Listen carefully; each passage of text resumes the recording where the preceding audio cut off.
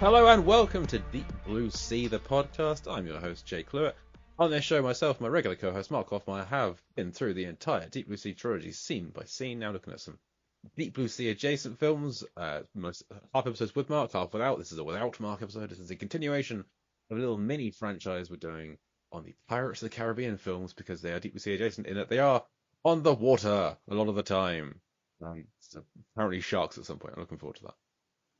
So this is the third one, Pirates of the Caribbean at World's End. What is Pirates of the Caribbean at World's End? At World's End, it's the third Pirates of the Caribbean film from 2007, just a year after Dead Man's Chest, I believe. Starring all the same people from the last film, but adding in Chow Yun-fat is the main addition. And yeah, Keith Richards, sure. Adding in Chow Yun-fat and Keith Richards and some other people that we'll get to. The show. I said we. Who is this we? Well, returning again for like the 15th time on this show, but the third time on this franchise. I've searched him for any kind of concealed weapons, but you never know what he's got hiding in various places. Nick Rehak's back. Nick, welcome back to the show. Thank you for having me back, Jay. Thrilled to have you back, Nick. For this turning point in the franchise, I'm going to say. Yes, that's a really good. That's yes. Because you and I both been big fans of those first two. Love them. Masterpieces, classic films. And then this one came out. And I'm less of a fan of this one, although there is still a lot to like. I still remembered a bunch of it from this film. It's been a long time since I saw it, but a lot of it came back to me as I was watching it. Like I've said before, I remember diddly squat from the next two. So looking forward to revisiting them and working out what the hell happens there. But there were some bits here that were like, oh yeah, I remember that line. Remember that sequence. But it is too bloody long. It's just a really, really long film with not enough set pieces in it. Wow. It is painfully long. Painfully. I'm watching last night and I paused and I'm like, I still have an hour and 45 minutes left. Are you kidding me? I did the exact same thing. I was like, wait, I'm not even halfway through this. There's 90 minutes to go. Yeah. But we've had at least a whole film. What is happening? And we've gone nowhere. We've gone nowhere. There's so much in this film that could just be cut out because there's no real need for it. And it's such a bummer. It's so long, but then there's I feel like it's missing a great big fun sword fighting set piece that happens 2/3 of the way through.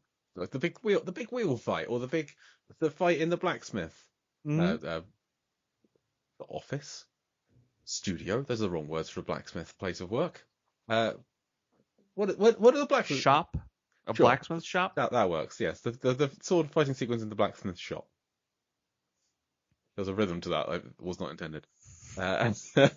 We're missing that. There are some set pieces. We'll get to them. I mean, I love all of the kind of the stuff with all the multiple jacks. That's fun.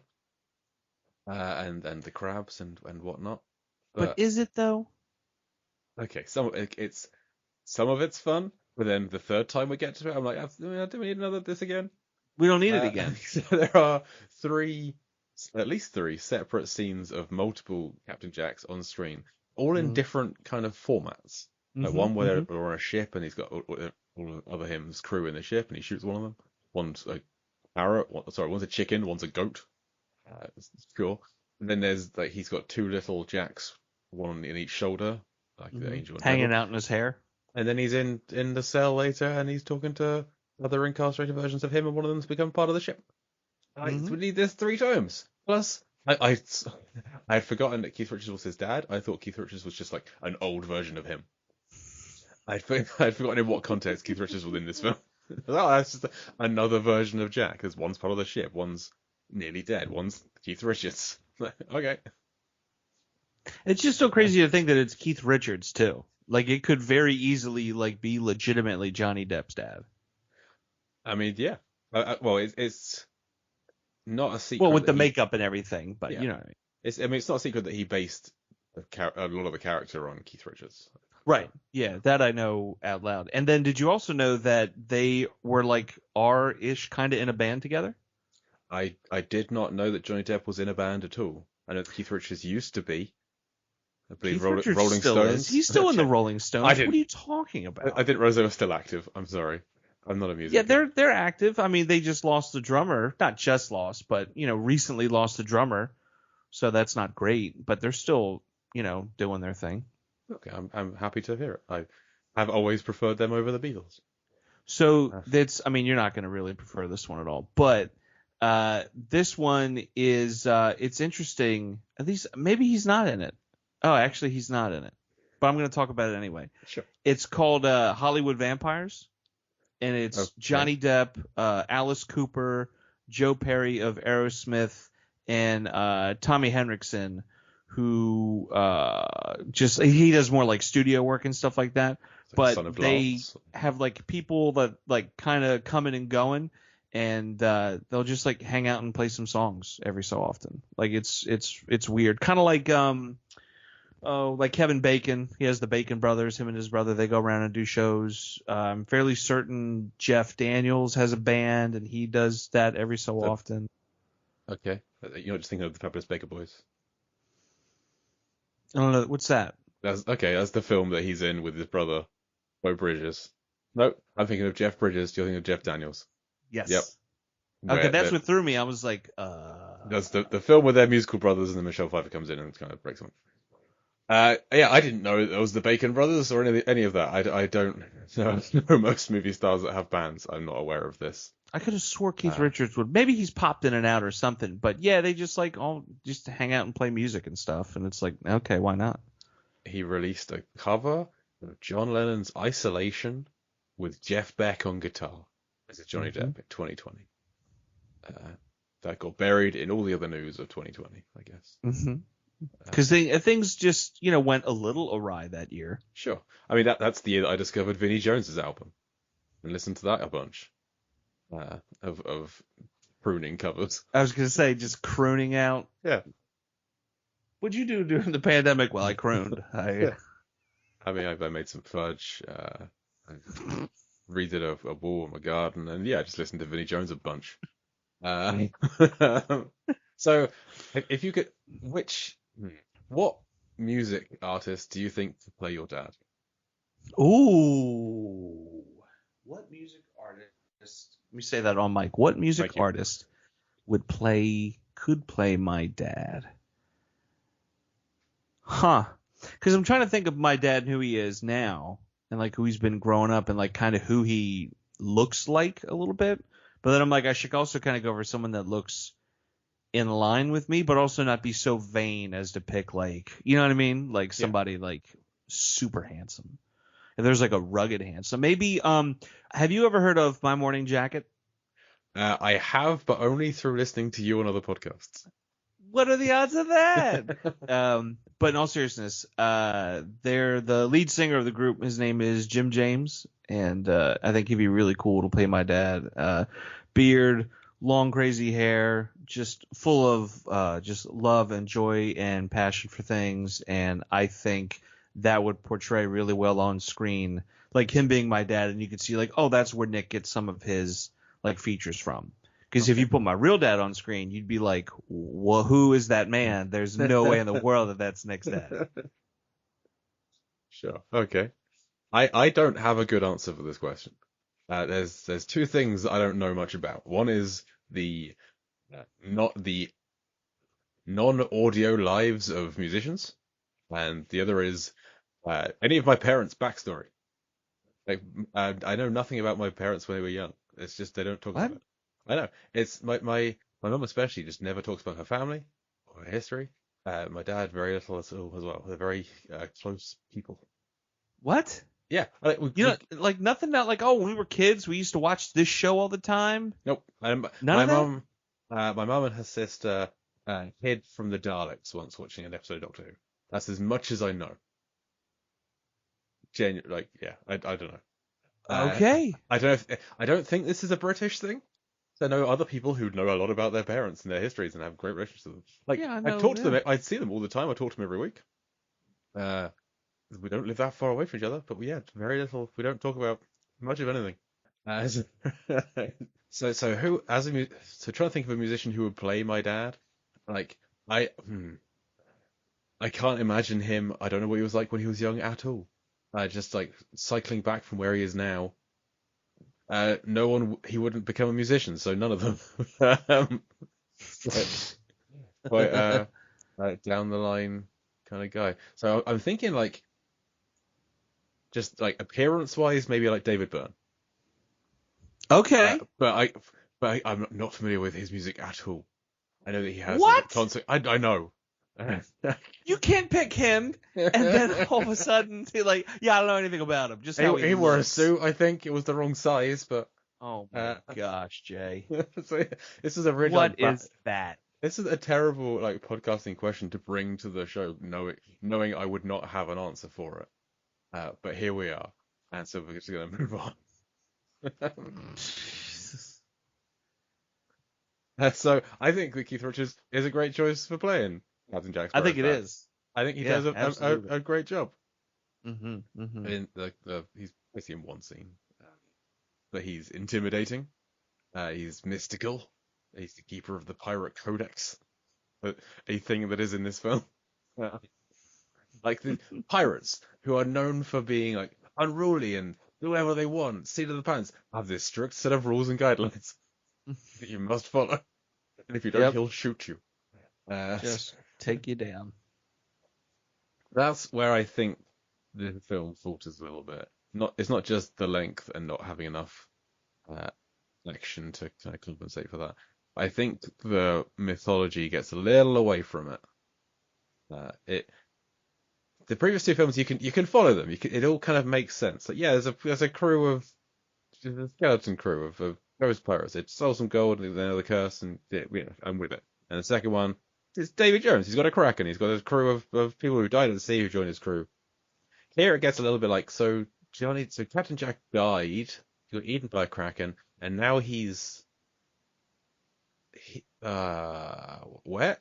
And they go and find him by going off a waterfall, and then they come. There's like crabs, and then they flip the boat when they come back, and then what? There's a lot of it doesn't quite. It's not in a straight line. Now that you're saying that, yeah, how the hell did he get to whatever purgatory he's in? If he got swallowed by a beast, he should be devoured. Well, this is my favorite part of. We have the return of Moneypenny Witch. She's back. She's still here.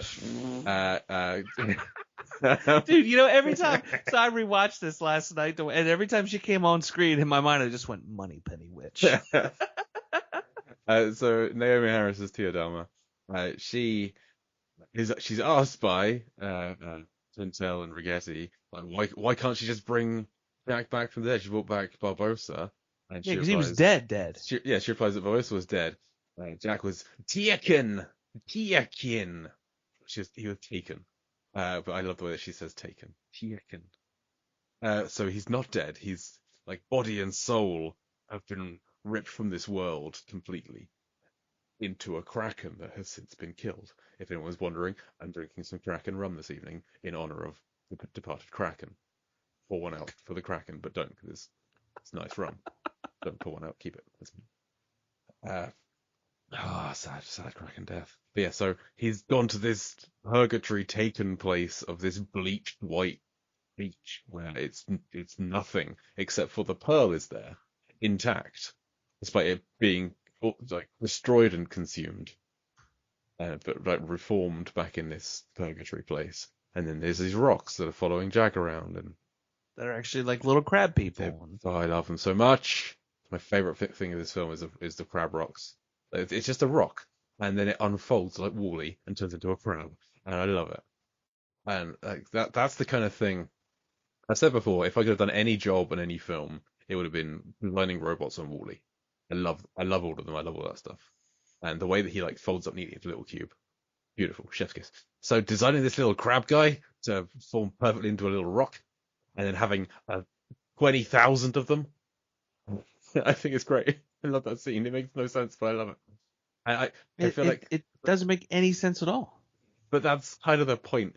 Well, that's what I feel like Verbinski and the other filmmakers kind of stuck to is like, we're in purgatory. It doesn't need to make sense anymore. We can do whatever the hell we want. Who cares? Jack's down there, and his crew is other Jacks. And one of them thinks he's a goat. And one's a chicken, but it actually lays an egg. Is it a crab too? Who knows?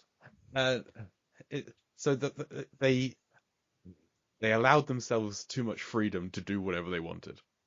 Pretty much. And they just jammed it up with just so much stuff. Like, after a while, I'm just like, I don't care anymore.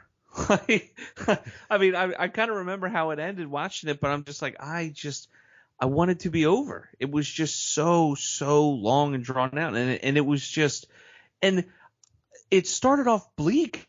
Yeah. We talked about the second one starting off. And we're like, oh, man, it's a bummer. It's raining on a wedding day. Nope, we're just going to start hanging people left and right. We hang a child. Children at that, yeah, after he sings.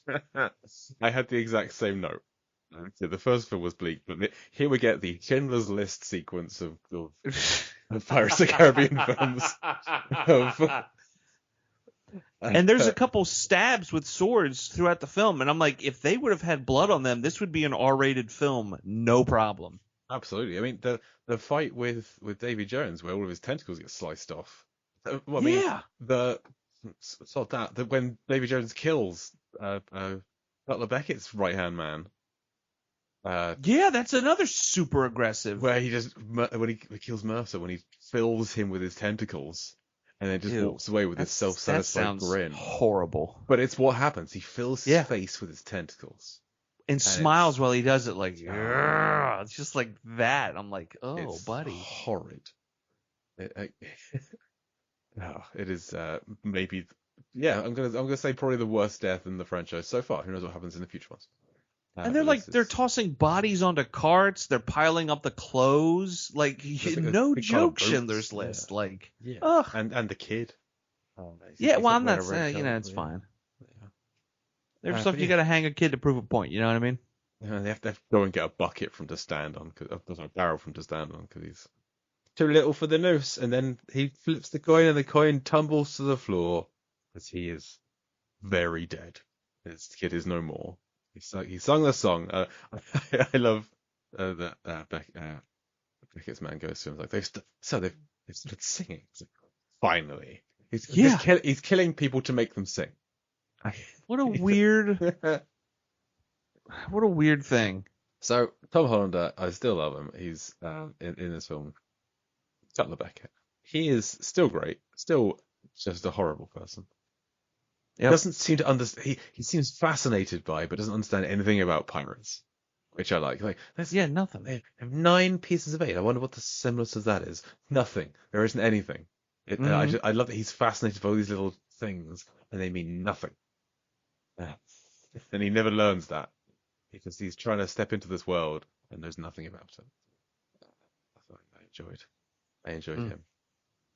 And I guess the only other kind of newcomers we get, other than Keith Richards, we get Chow Yun-fat. It's the Pirate Lords, the 9 Pirate Lords. We've met Jack Sparrow before, we've met Barbossa, but there are 7 other Pirate Lords, and the chief amongst them is Chow Yun-fat, Sao Feng, who I always love this fact that he doesn't speak English, and so he learned all of his lines for this phonetically. So he has he has very little idea of what he's saying. He just kind of learned the sounds. And just knowing that, his performance is great.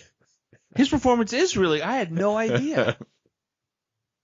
You could have fooled me. That's crazy. And he's got this like scarred bald head and these long fingernails, and he's another imposing presence.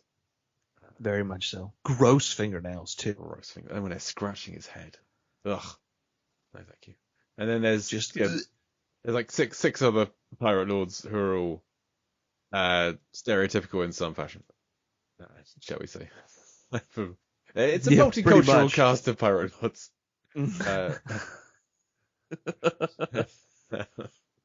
You can just look at them and be like, oh, did we have to put them in that outfit? Ooh, do we have to put this type of paint on them? Does he have to be that French? Okay. Yes, he does. We get it. It's like Monty Python. Of course I'm French. Can't you tell by my outrageous accent? So they're all fun as well. Okay, let's try and make our way through this very long plot. We're not gonna do every beat of it, but we'll see. So yeah, we have the bummer of a start. Sing Hoist the Colours, and it's basically make all the Pirate Lords come together. Except they can't do that because one of them's dead. Captain Jack died before he could bequeath somebody else to be his piece of eight and make them a captain or a pirate lord or whatever it is. Who cares?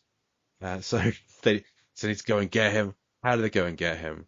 Well, they need first need a crew. They need a ship. So Barbossa, Will, Elizabeth, Getty, Lindell, etc. They all go to see Teodama. Happened at the end of the last film. That's where they get Barbossa. They need to go and get a ship and a crew, and so they go and see Sao Feng and try and make a deal with him and say, look, we need to reassemble the pirate lords, etc. We need to get Jack back. Sao Feng's like, when the East Indian Trading Company set upon that's the only time when Sao Feng is like, fine, I'll give you a ship. I like that sequence when they're at Sao Feng's. And you have Barbossa and Elizabeth kind of go in undercover to try and battle with him, and then everyone else is hiding underneath to throw swords up at them and set off fireworks and explosions. That's one of my favorite parts. Yeah, is especially when the swords come sweeping up and they catch them. It's like, oh, whoops. Our intentions are entirely honourable. Swords appear. So that's fun. Then it's a nice sequence there, but there is far too many guns in that scene for it to be a good sword fight. This is I feel like that's kind of the point of this franchise: is the East Indian Trading Company is coming in with all their technology and ruining everything, and they've done the same to the film. It seems. Yeah, pretty much. With their guns, it's like, we want sword fights in these films. Stop shooting everyone. But there we are. One of the lines that I do remember from this film, I don't remember it was from this one, but I do use it in everyday life, is "'Twould strain credulity at that," when Barbossa is questioning as to whether they would know Will or not. Barbossa's like, "'Twould strain credulity at that." It's a nice little phrase. I like it. And he's asking for more steam. That's what gives the game away. So they get away with Sao Feng's ship, not with Sao Feng. He stays behind, goes somewhere else. His main crew guy is an actor, Reggie Lee, who has been in a bunch of things, but his IMDb page is refusing to load right now, so I can't tell you what any of them are. He is a very familiar face, though. He's got that face where it's like, oh, I know this guy. Yeah, he's in The Fast and the Furious, the first one. He's one of the guys from that one. Wait. He was a different character in Dead Man's Chest? What is this madness? What? He's in Drag Me to Hell. I think he plays Alison Lohman's rival at her place of work. I think Stu. But yeah, he's fun. I like him when he crops up in things, and he's pretty good here. He's just the lead of this. So they have the ship, and they head out to go and get Jack back, and to do that, they need to get lost. They also need some charts. They need some charts from Sao Feng, his ancient pirate charts. So the charts are impossible to read because they all have these rotating circles that line up occasionally with other things, and you need to get good and lost to find something that can't be found. Which I was like, shut up. Yeah. There's so many lines in this film where I'm like, shut up. Just find him already. Great, you got him. Get the people together already. Like, it took so long, and it killed me. Absolutely killed me. Yes. Well, they go into the frozen wasteland, so everyone's all cold, and one guy's toe snaps off. Yeah. Scene I did not appreciate. No, thank you. And that's when we have the exposition from Teodama as to why she can't bring back Jack. Cut to Davy Jones being all sad playing his any organ. other point in the film. Like, it doesn't. All the dialogue could have been done so differently and quickly, but instead they just drag their feet, and it absolutely kills me.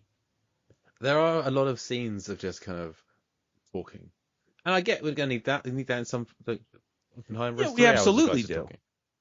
But there's just a little bit too much of it here, and it's great watching sad Davy Jones playing the organ and crying a tear onto his tentacle. It's fun. The emotion they managed to put into the squid guy is incredible. He's very angry because that kid has his heart, and he's in control of him. He made Jones kill the Kraken. The worst line of the film for me is Beckett saying, talking to Davy Jones, you're in my control now, etc. His line, "The immaterial has become immaterial. Yeah. I think is terrible. Horrible. Like, what is that? What do you mean? Like, so horrible. Hollander does what he can with that. So the Barbossa and his crew, they've gone to the edge of the world, and they sail over a giant waterfall. They go over, and I was watching this with my wife, and she was like, "This is where it gets weird." Was her comment on this film? And I was like, "No, that happened like 3 films ago." This is where, but yes, this is where it gets weird, because this is where, yeah, we now cut to Jack, with Jack's nose sniffing out a peanut, and the crew of all Jack Sparrows, which he's the most fun character in the franchise. I feel like they knew that the first 2 films, and for the third one, they're like, "Hey, he's the most fun. Let's just do nothing but Jack for a bunch of scenes. That'll be So annoying. the most fun." And then it's just not. I mean, a lot of the flaws with this film is just the execution. That's all it is. It looks good for the most part. Some of the effects work, not as strong as the second one. Yep, but agreed. There's just, they hang on too much, and the title, I don't care for it either. At World's End, why not just World's End or The World's End or just something else? Because the other 2 ones, Pirates of the Caribbean, Curse of the Black Pearl, Pirates of the Caribbean Dimension, and then you have At World's End. It sounds like a band that released 2 albums, and then their third album is a live album, and they released it, and it's not what you wanted it to be. You were just like, oh, this is like At Budokan or something, like Bob Dylan's At Budokan. You go and you listen to it, and it's your favorite songs, but the arrangements are wildly different. Not that the characters here are wildly different, but I feel like so much has happened between the 2 films that we've missed, and we're too busy trying to figure out why a character is acting the way they are, and we miss out on nuances and other things because of that. And I think the film just tries to do too much, and it hurts itself, I agree. And just like Will is just mean and hell bent on saving his dad by getting a ship, and we get that, but they keep repeating it as if they have to remind us why he is that way. It's like, why not show us that? Like, why not have a flashback to him saying he's going to do something, and then when his dad shows up later, spoilers, they just kind of like shoehorn him in there real quick, and it's like, what are we doing? What are we really doing here? I wish I could tell you, but unfortunately I have all the same questions as you. So yeah, we have the crew of Jack Sparrows. The main one, that's like the real one, I guess, says like, "Gentlemen, I wash my hands of this weirdness," and jumps off the ship, and we find that the ship, the Black Pearl, is kind of beached in the desert, and that's what we have. It's all like stark white sand and very stark light blue sky, and still counts towards the blueness of this film. And then we have the business with the rock crabs, and just this whole wave of rock crabs. And we have, Jack sailing in a sea of rock crabs, which is just weird even for this franchise. But I still kind of I like that that's like something different, at least from this film. It's not like, hey, we have Jacks, it's just a bunch of Jacks. This is, what if we make these rocks into crabs and make them into a wave and they sail a ship on them? I don't know. That could be fun. Yeah. And I think that is. And all the other guys who've fallen off the waterfall, they wash up on shore and see Jack sailing a ship on a sea of rock crabs over the sand dunes. And then you have what I think is quite a nice sequence, a dialogue sequence of Jack confronting them all as to like why they've all kind of like, 4 of you tried to kill me once, 1 of you succeeded. I was trying to work that out. Tia Dharma, one of the people who's apparently tried to kill him, but I couldn't work out when she had tried to kill him. Did you know when, what, how, why? Because obviously Will, Barbossa, and Elizabeth had all tried to kill him, and Elizabeth succeeded. But I just figured that, at some point he was like with her and it didn't work out or something. Like I don't know. Okay. Well, maybe something in Dead Man's chest. She was plotting with people to get him killed. I don't know. So we'll just assume that's what happens there. And yeah, so Jack's like a little annoyed that no, it's later that he's annoyed that no one saved him because they missed him. Mhm. But you have Yeah, I did like that part. No one because they missed me, or raise their hands and he's like, I'm gonna go stand over there. so with that, yeah. So then you have uh, Jack has a ship, Barbossa has the charts, so they reluctantly form a partnership, and then you have dueling captains on the ship. With what are you doing? What are you doing? What are you doing? What are you doing? I've always remembered that bit because like, why is Barbossa so heavily emphasizing the R? I get it, he's a pirate, but it doesn't make sense for the sentence inflection. It's like the you. What are you doing? Is what he should be emphasizing. Be emphasizing the R. And I get it, pirates. That's something that's always bothered me. Don't like it shouldn't. And I do like that Learenberg pitches in himself a captain as well. It's like, you Lenny live it, blah blah. Now scrub the. And they just kind of dismiss him, and he becomes all kind of quivery and shy after that. I like that. It's a nice little moment. He's like, I'd vote for you. Yeah. Oh, thanks, mate. Those two still fantastic. We're coming up to They're the highlight of the film. I think so. And so before we get to their starring moment, they are still sailing in the underworld, trying to get out. They've run out of water. They've run out of rum, and they see all these boats go past them, and they realize that Davy Jones is not being used to harbor souls to the underworld anymore. So they're just adrift in this purgatory land. And we see Governor Swan, Jonathan Pryce. He has died, doing something with the heart and the chest, unclear exactly what. Mm-hmm. But it's quite a touching scene where Elizabeth's trying to get him to grab the rope and come back in, and he is a dead guy, so he's kind of resigned to his fate.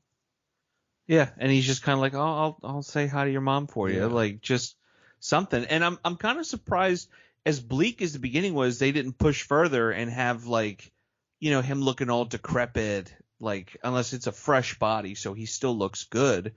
But you know what I mean? Like I'm surprised he didn't have like a bullet hole somewhere, like blood just spurting for no reason from whatever, just because of how like darker, I should say, this film is compared to the other two. Yeah, I mean, we still have, amongst the dead people being adrift at sea, a couple of child twins. Just two little girls in a boat. It's like, hey, why not make you sad? I guess. Yeah. Hey, you so- saw The Shining. We killed them. So they then. This is when we have Jack talking to the two little devil angel Jacks on his shoulders, trying to convince him whether he should be the one to stab Jones's heart or not. And then he's looking at the charts and he realizes they need to rock the ship because up is down. There's a picture of an upside down boat, and then you have the ship rocking. Another fun sequence that I'd like to do in real life. I think this looks entertaining. I think you have the presidential fitness test in America, I think, where you have to run to a little, you have to like run back and forth. There's like a beeping noise. Is that? We had that in high school, yeah. Yes, we have. We don't have that because we don't have presidents. We have the bleep test. It was always called here, with just you got to run from one end of a hall to another before it bleeps, and if you don't make it, you're out. And I hated that at school, but I'd really like to do it now because now I actually. But now I have taken up running, so now I'd really like to do it, and I'm not in a situation where I can. Isn't that just life for you? That's how they get you. Yeah, I hated PE and sports at school. There we are. So they rock back and forth, back and forth. Pinto and Rigetti are like, let's tie ourselves upside down to the mast. And so when the ship flips, we'll be the right way up. A genius move. Inspired. And unfortunately, we are spared the scene of them doing it. We see them tie upside down, but I want to see just static camera, held in place for like half an hour, watching them trying to do this is what I want to see. Because how would you do it? They're not like on the ground; they're 3 feet up, upside down, both of them tied securely to a mast. I want to see how they do it. Very tightly. Yeah, I absolutely want to see that. Because like, let's tie each other. How? How did you tie each? Show me how, please. But we don't see it. And then everyone runs back and forth from one side of the ship to the other. Jack's like, "What's that over there? And what's that over there?" And running back and forth. And they slowly all catch on, and then they let loose the cannons and the cargo and everything, so it's all rolling back and forth.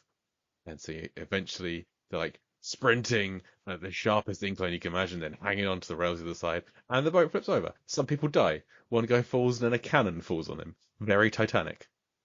And It is, isn't it? It's so funny. I'm trying to place it. I'm like, why?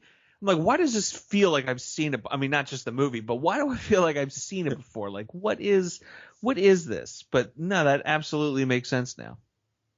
And yeah, they flip the boat. They all then just hang out underwater for a little while because it's got to be at sunset. So I think if they didn't do it like 5 minutes earlier, they would have drowned. And then the water just comes from underneath them and goes over, and that's a pretty cool effect. I liked how that all looks, just the water bubbling up and then going past them, and then they're the right way up again in the real world. And hey, Pinto and Rigetti upside down again, but now it's so gonna work. Great. But then everyone immediately draws their pistols on each other because now they're back in the land of the living. It's like, okay, now everyone do what I want you to do. I need the pearl, and I need you to come with me to the pirate courts. And none of they all fire. They're all going to kill each other, but no, the guns don't work. I don't think they dwell on that enough. They all try to kill each other. Yeah, that's the crazy thing is no one talks about it, and they're just like, ha ha ha, and then that's it. It's like, wait, you were really going to kill me? No, they don't have that conversation ever because everybody is just like, in the previous two films, I get that some secrets have to be secret. What a stupid sentence that was. I get that they're keeping secrets and some things from each other. The immaterial has become immaterial. Immaterial. Some secrets have to be secrets. Like I get you have to keep things close to the chest and wait until things line up just right and then play your hand. I understand that, but I feel like they quadrupled down on that with this, in that like we don't even know what they're working on, because before you at least had an idea of like, oh, I know that so and so is working on whatever and this and that, but everybody just they keep it to themselves. I mean, there's even a scene where just before they meet the spirits and everything, or maybe it was right after, somewhere in there, we have Will Turner's character saying to Elizabeth Swann, like, how can I trust you if you're making decisions alone? And it's like, you're doing the same thing, dude. Everybody's doing that. Like, what? Well, why is everybody just so? I'm not understanding some of the motivations in this one. I mean, it's all for kind of repeated dialogue, because you have Will confronting Elizabeth like, you didn't tell me that you killed Jack, and she says, oh, it was my burden to carry. So then later, when he reveals that he was doing things, he was like, it was my burden to carry. It's just they can say the same lines back to each other again and again. That's all it's for. Dumb. So then they do discover they could use the guns as clubs. Pretty effective. But then they have no choice but all to kind of work together. Barbossa manages to convince Jack to go ashore. Oh no, sorry, Will convinces Barbossa and Jack to go ashore. Because they're heading to they're going to get some fresh water, maybe head to somewhere. I can't remember what they're heading to. It doesn't matter. Whilst they're ashore, they see the dead Kraken, which is just I kind of want to see more of it. It just looks like a kind of mound on the beach. I get it; it's a big dead octopus kind of thing, but I wanted to see the teeth again. I like those teeth. I want to see what's stuck in them. And I just like, we got our buddies running all over it. We'll slice it up as souvenirs. People would us as like the Kraken killers, fucking slayers. Okay. Yeah. And then they find one of Southeng's men floating in water. He's been poisoned, but also has a sword rammed through his face. Which, yeah, fine. And it's revealed that Southeng and Will were plotting this whole time so that Will could have the Black Pearl because he needed to save his dad. This scene irritates me because you have Will screwed over Barbossa and Jack to get the pearl, but then Southeng screws over Will to keep the pearl himself, and then the East Indian Trading Company screw over Southeng to keep the pearl themselves. And so, this feels too many. This is just I get it, you're pirates. Everyone's screwed over everyone. This is too many. It's too much. I've lost track of who's where with who and why. And it's so much, and it just causes it to be bloated and way overlong, and to the point where you lose interest a little bit. Yes. and then you come back into it only to be excited that it's over, And there's a little too much leering at Elizabeth in this film as well. It gets I weird found. with her. It's because there was some when Jack cuts open her corset so she can breathe in the first one. It's not like leering at her. It's more like, you can't do that. You can't do it to a lady. That kind of a thing. But here, yeah, the Selfing's main guy is like, there's more to you than meets the eye, and the eye does not go wanting. Okay.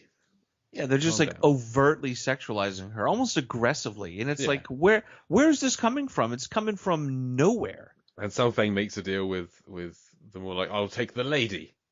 Turns out he thinks she's Calypso, but she's not. She's not Pride and Prejudice witch. It's Moneypenny Witch. And why is that the Keira Knightley role I went to? I haven't even seen that. Bend it like Beckham Witch. There we go. So Southing takes Elizabeth with him. They're still being controlled by the East Indian Trading Company. Jack sets off on the Pearl with Barbossa. Will stays with them. Yeah, Will's their captive. There we go. That's the one. Mm. And Jack goes and meets with Beckett and has a little chat with him, and kind of escapes the ship by pretty cool move of tying a rope to a cannon and launching the cannon. So the momentum flings him up and over onto the ship he wants to go onto, and the cannon taking out Beckett's mast in the process. A nice little moment that he says he does without even a drop of rum, which is a lie, because he had 2 shots of it in Beckett's office. But there we are.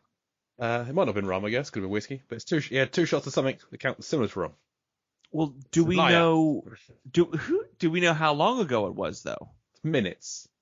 These scenes happen immediately after each other. It's the same. No, scene. I mean within the realm of the film. Like, was there time during the film? Like, he had those shots, and then like 2-3 days later, he's on the ship with them. I think that Beckett and Jack are talking whilst Southing is making his deal for taking Elizabeth, and then the ships depart. So I think it is like immediately afterwards. Okay. Because Could be some wrong, of that that's doesn't what I make think. sense either. How characters just appear and then they talk to each other and then they're just like gone. There's so many things that could happen and the film would just be done and over with, but they just keep pushing it and it's like, God, it's frustrating. Yeah. So Southing has Elizabeth. They're chatting, and Beckett has sent the Dutchman after Southing's ship, and they're below decks, and Southing kind of forces himself on Elizabeth and takes a kiss, and then the Dutchman arrives and blows the crap out of the ship and kills Southing. Which I don't know if you noticed this, Nick.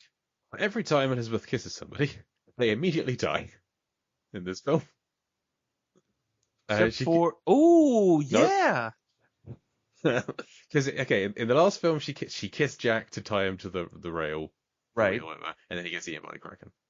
This film she kisses Southing, gets killed by a cannon. She then kisses Norrington, dies. She then kisses Will. yeah. I don't understand that. I don't get that at all. That's what? Do you think it happened like twice and they were like, hey, you know what we should do, or do you think it was like purposeful? I love to think it was an accident completely. Because this is just what happens in Terry Rossio's head, or Talia's head. Is like, when women kiss you, you die. It's just what happens. I just couldn't help noticing that she keeps kissing people, they keep dying. It happened again. But before Southing dies, he names Elizabeth his successor as Pirate Lord. Gives her his piece of 8 necklace kind of thing. So she is now like a proper pirate. 2 films ago, she was a governor's daughter who'd never been to sea, and now she's Pirate Lord. Great, love it. And we haven't. It's ridiculous. It is, but in terms of like a character progression, it's fun. And we meet another one of Davy Jones's crew that we've not seen before. I think the guy with the eel head. I don't think I saw him in Dead Man's Chest, but I feel like he's newer to the franchise. big fan of that guy. He's terrifying. He's got an eel for a head. It's awful. So Will has been leaving a trail of bodies tied to barrels for Beckett to follow. Jack finds him, gives him the compass, breathes in his face. So we'll fall overboard. Beckett picks him up. This is all part of Jack's plan. It's a real convoluted plan. I can't explain it because I don't understand it. So I'm not even going to try. So Will gets picked up by Beckett. Davy Jones not thrilled to see him at all. We have a little tete-a-tete. And Barbossa, Elizabeth, and Jack go to have the pirate meeting of all the pirate lords, or the 9 pirate lords. Which, hey, it's fun. It's fine. It's nice. There's some good acting. There's some good set design. There's a lot going on in that scene. Everyone's angry with each other. Meanwhile, you have Calypso is Teodama, Moneypenny Witch, meets up with Davy Jones comes to see her. Turns out that they are lovers. She cursed him, but they had a relationship. It's complicated relationship, I would say, would be their Facebook status between these two. I like that. She is able to make him look human again. He looks like Bill Nighy. We see Bill Nighy's face. He's got a beard. A nice beard, by the way. Yes, and he sticks his hand through the bars, and then she turns him back into himself, and his claw arm gets stuck. He can't put it out, so he just melts through the bars like Terminator 2. Yeah, and it's like, just do that all the time, man, and you can handle so many of your problems. Like later on when they're all, or I think before that, they're hanging out, he's just standing in a bucket of water. It's like, that's your kryptonite Okay, right we're now, not man, there for yet. real? We are not there yet, because that is my favorite scene. That's one of the dumbest things. When he showed up and he's great. just standing there, I'm like, come on now. So we're gonna get there soon. So they have the pirate meeting, in which at the end of it they have a new vote for the pirate king, and they never do this because all the pirates just vote for themselves. But Jack calls for the vote, and of course votes for Elizabeth. So she has 2 votes because she votes for herself, and now Elizabeth Swan, 2 films ago, Governor's daughter, now king of the pirates. Great. No notes. Perfect. And that's when we have Keith Richards for a scene, and he's doing some fun stuff, and the dog's back. Oh, Nick, I need to talk to you about the dog. So Please do. In Dead Man's Chest, okay, we talked in that film about what happens to the dog. It runs off and the cannibals. Mm-hmm. You and I did not watch the end of the credits for Dead Man's Chest because there is a post-credits scene in which the dog has become king of the cannibals. Oh, okay, that makes sense. So we're recording this the day that Dead Man's Chest episode goes up. So I did record a little addendum at the end of that episode. Like, this is the post-credit scene. We didn't talk about the post-credit scene on that one. So I knew I'd bring it up now. So yes, hooray. They did resolve it, and now the dog is back here somehow. And that's a film I'd like to see. How the dog got back. Is it a sea turtle thing? Is that what happened? Or did it just swim? I don't know. It still has the keys. Because one of the keys it's got is for the pirate codex. Great. Magically, fine. You gotta have the dog with the keys. That's from the ride. You gotta have it. And I'm fine with that. It's not that. I'm just like, he just happens to have that key. This dog just happens to have the keys that are needed every single time. But I'm okay with that, I guess. So the result of Elizabeth being Pirate King is she wants to fight the East Indian Trading Company. But they have a little parley first, where Jack, Elizabeth, and Barbossa with the monkey go out to meet Beckett, Will, and Davy Jones on a sandbar. And of course, Davy Jones cannot step on land for nigh on a decade. So they have a bucket for him to stand in, and behind that bucket, a trail of smaller buckets. Why didn't they give us the scene of Davy Jones hopping from bucket to bucket? Why is that not something we got to see? What? I'm glad we didn't see it. Of all the things, I'm glad. That would have been so good. I mean, well, everything else was in the movie, so why wouldn't that have been, Or why shouldn't that have been? I want to know what happens if he does step on land. Does he just turn into dust? Or does it burn him like ash? Maybe. Is it like a vampire kind of thing? Just go out in sunlight and gone. Could be. Because then that's going to make him be really careful stepping from bucket to bucket. Would it not be better to dig a little trench? Just have one of the hammerhead, shark-headed guy come out with a spade and just dig a little tunnel. Or, I think. Something.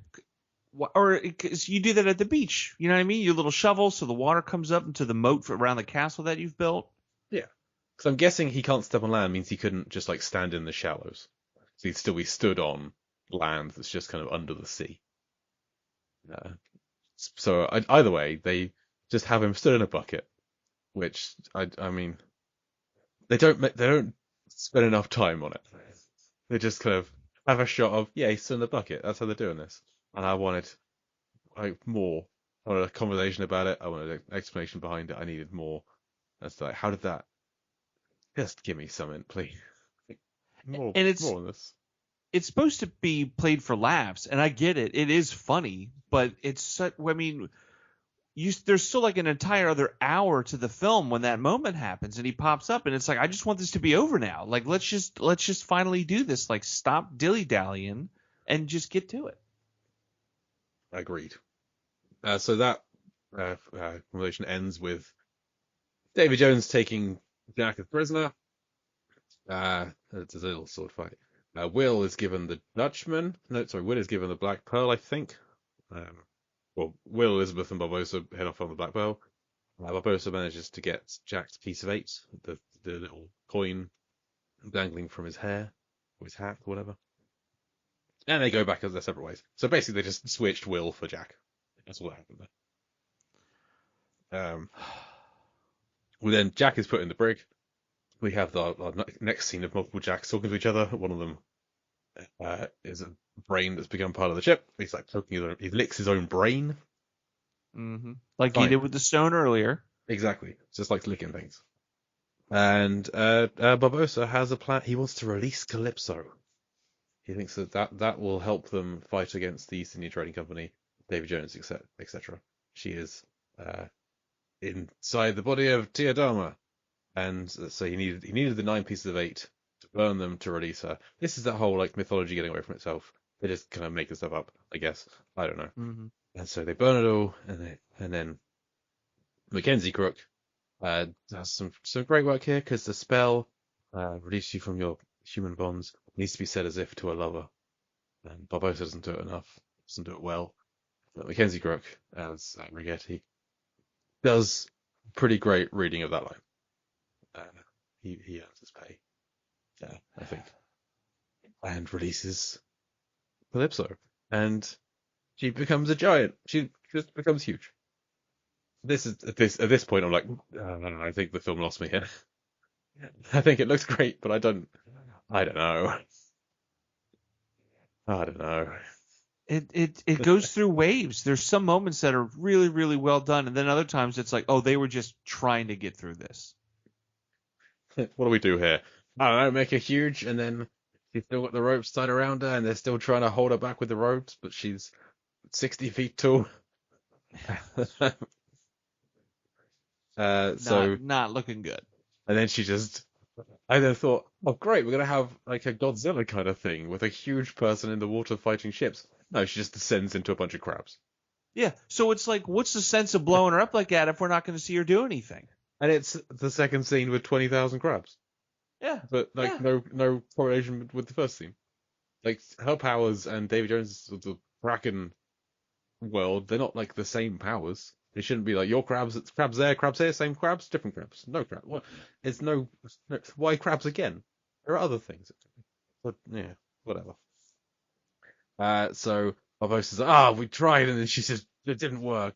But it didn't work because she's now become a maelstrom. She becomes a storm and a whirlpool, and drags everyone back into it. Is that helping? Who is that helping? I don't know. But did this work? Who knows? This is what's happened. So you have, because like the whole East Indian Trading Company armada showed up to face off against the pirates, and they're like, oh crap, that's too many ships. So it's just the Black Pearl against, it's the Dutchman, isn't it? Yeah, because Beckett's ship isn't part of this. It's just Black Pearl versus the Dutchman. They swirl and they swirl and they swirl together, And everyone's fighting them all at the same time. Will, Elizabeth, Jack, and the monkey all head to the Dutchman, those of them that weren't already there. They fight, and Jack's about to stab the heart. Oh, we've missed, like, there's a whole thing with Norrington where he helped get Elizabeth and her crew off of the Dutchman, and then got killed for his trouble by Stellan Skarsgård, Will's dad, Bootstrap Bill. So that's happened. So now everyone's fighting. Will's fighting his dad. Jack's fighting Davy Jones. Oh, God damn it, this film. Sorry, so much happens. Yeah, in it, because there's so much that happens. Yeah, and then some of it, like, had we not talked about the Norrington thing, I don't think anybody would have noticed. They would have went, "Oh yeah, I guess that did happen." I skipped that the just would have been wedding. it. I skipped the Oh, wedding. how do you skip the wedding? Because during this whole fighting scene, Will goes to Elizabeth, oh, I want to marry you. And he's like, we're busy right. And they say, Barbossa, marry us. And so in a fight, he's like fighting an urchin man. He marries these two. And it's okay, right, fine. It's a fun scene. In like with them getting married. You may kiss her. Just kiss already. Like it's that kind of thing. There's nothing you can't like predict and write in a quick afternoon. I feel like this wasn't the most taxing of plot revolutions for the writers. So they get married, then they head to the Dutchman and they fight over there.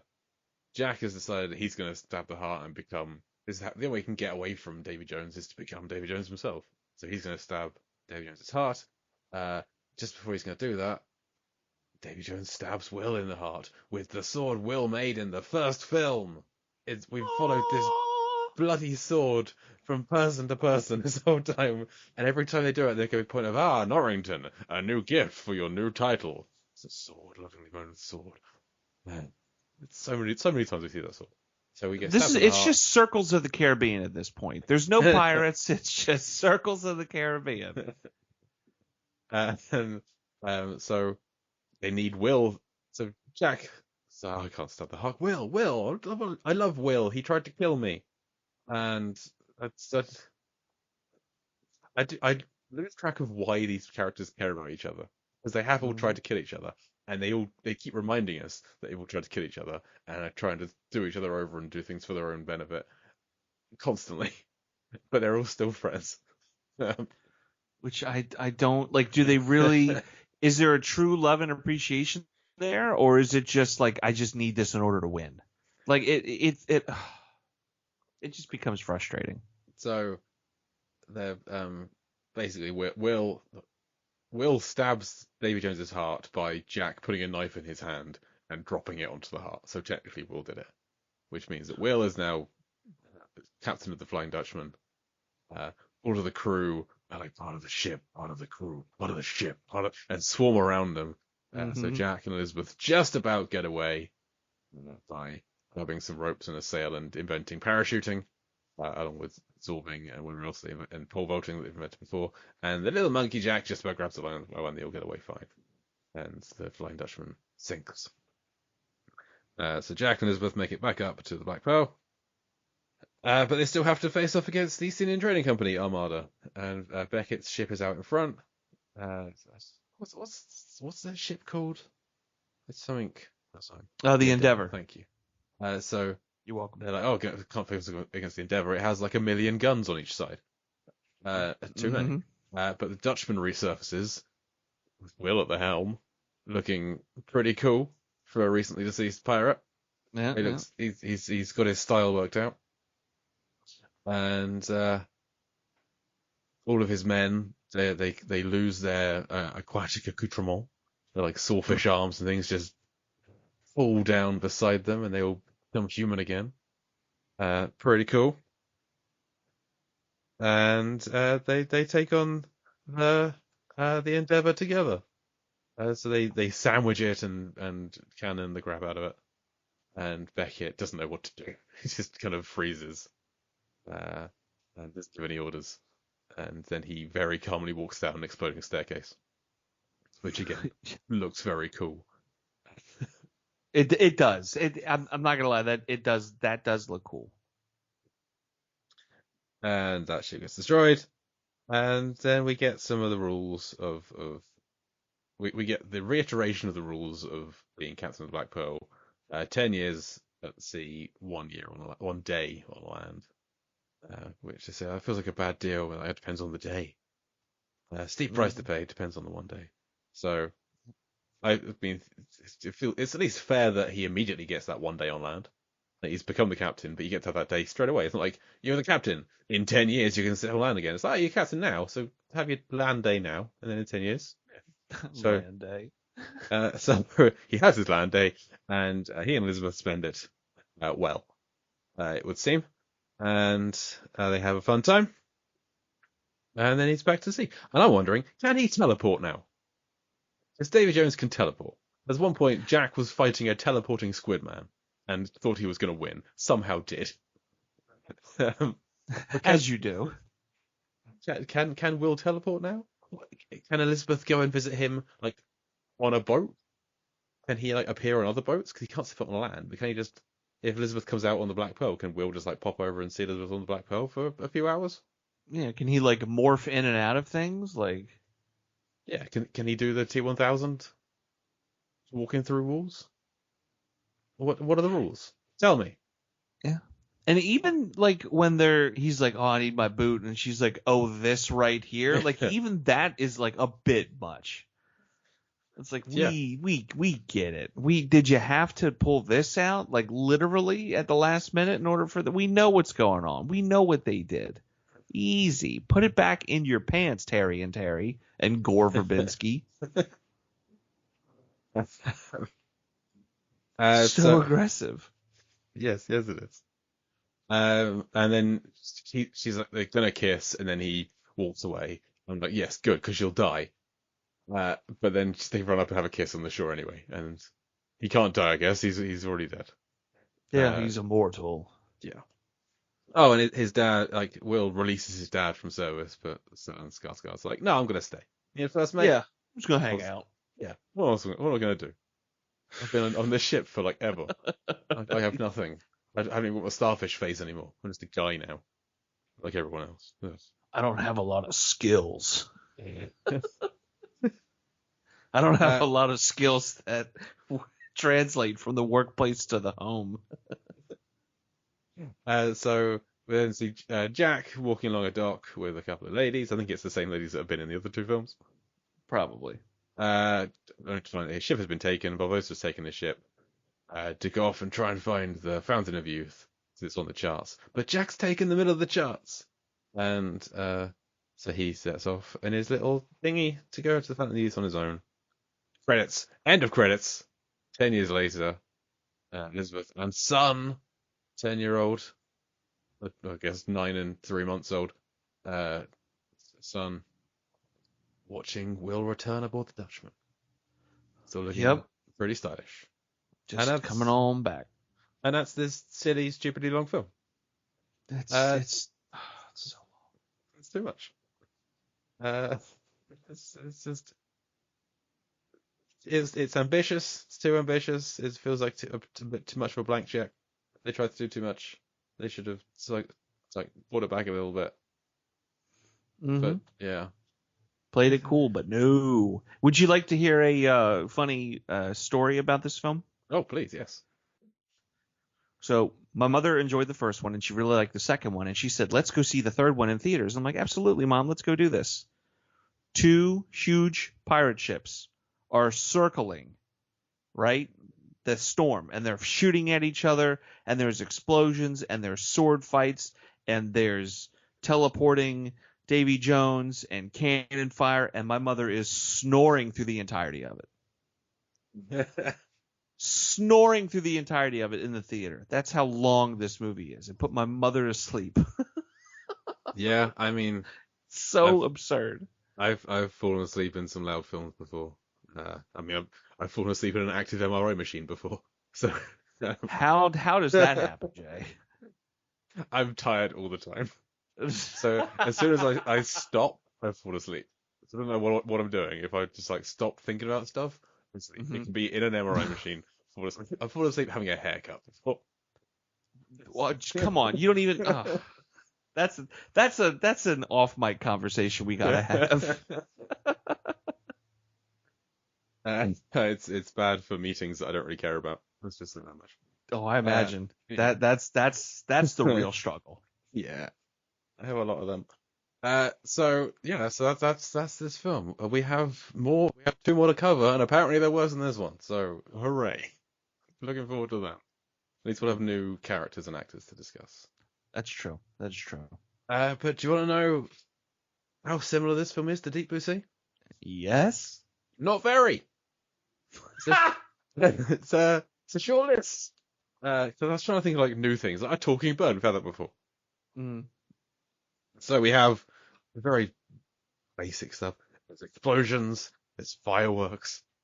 I did enjoy the monkey setting off the fireworks. And actually, when they have all of the pistols drawing at each other, and the monkey draws a pistol at the parrot, and the parrot goes, "Party!" I liked that. That's a fun little gag. I'm here for that. There's knife play. There's dead bodies in the water. Stellan Skarsgård looking terrible. There's a storm at an inopportune moment. A ship is destroyed, and a guy transforms from a shark to a human. There's also straw, and we're grasping at it. Yes, I mean in Deep Sea, of course, we have Ellen Cool J turning into a shark. Here we have the opposite. Mm-hmm. But it's not a lot in this one. We're drifting away from the Deep Blue Sea adjacency, I think.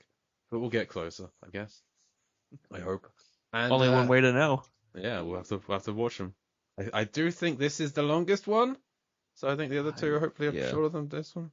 Much shorter, hopefully. I'm I don't remember off the top of my head. I'm gonna confirm this now. How much should we be dreading these next 2? Stranger Tides is 137 minutes. This one, of course, is 169. So how deep and how blue is this almost 3-hour film I had to watch again just for this analysis? So as you know, Nick, Deep Blue Sea, 14.5 meters deep, 31% blue on average. The other films so far, Curse of the Black Pearl, worked out being about 44 centimeters up in the air. It's about 1.5 foot. Dead Man's Chest, just shy of 8 meters up in the air. So what's that, like 23 feet?